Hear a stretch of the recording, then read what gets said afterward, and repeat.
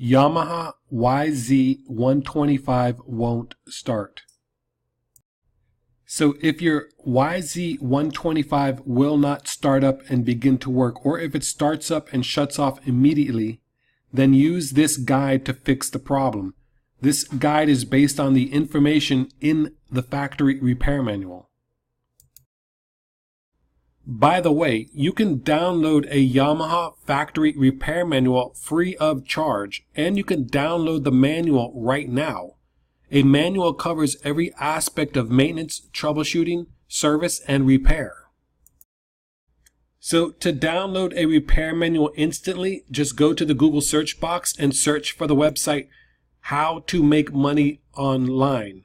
But be sure to click on the website that ends in .co, not .com. So it's howtomakemoneyonline.co. When you get to the website, it should look something like this. Just scroll down to the bottom of the page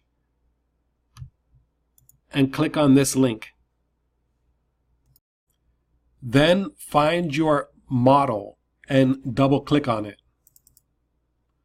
Then find the year and right click on it.